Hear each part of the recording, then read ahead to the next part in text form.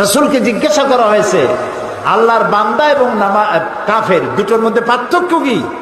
রাসূলুল্লাহ বলেছেন নামাজ। নামাজ, যে ব্যক্তি নামাজ পড়লো সে ব্যক্তি আল্লাহর বান্দা, যে নামাজ পড়লো না সে কুফরি করলো। নামাজ না পড়া কুফরি, নামাজ না পড়া কি?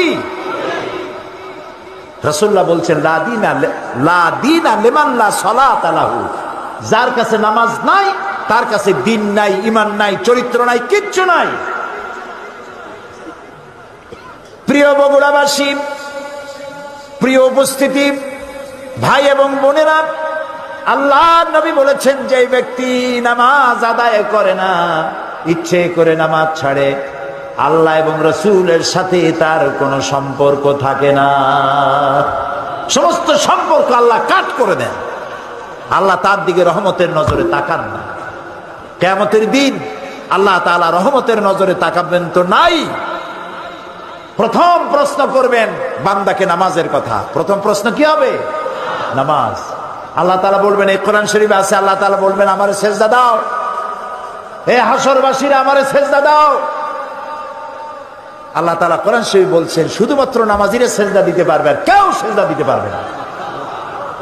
পার্থক্যটা তখনই ধরা পড়বে কারা কাফের কারা মুসলমান। নামাজ নামাজ। আচ্ছা বলুন তো, শয়তান আল্লাহর কয়টা হুকুম লঙ্ঘন করেছিল বলেন?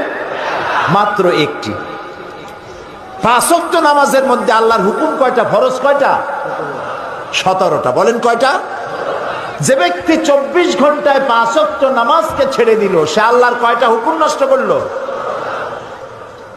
শয়তান ওরে দেখে দূরের থেকে সেলুট মারে, বলে বাবা তুমি আমার থেকেও বড়, আমি মাত্র একটা হুকুম লঙ্ঘন করে শয়তান হয়ে গেছি, তুমি দৈনিক 17টা হুকুম ভঙ্গ করো, তুমি তো শয়তানের বাপ না, শয়তানের দাদা। ট্রাকের পিছনে লেখা থাকে বিপদমুক্ত দূরত্ব বজায় রেখে চলুন, দেখছেন না? শয়তান ও বেনামাজি থেকে বিপদমুক্ত দূরত্ব বজায় রেখে চলে। কোন সময় ওনার উপরে আল্লাহর গজব হয় তার ঠিক নেই। প্রিয় ভাই সাহেব, নামাজ নামাজ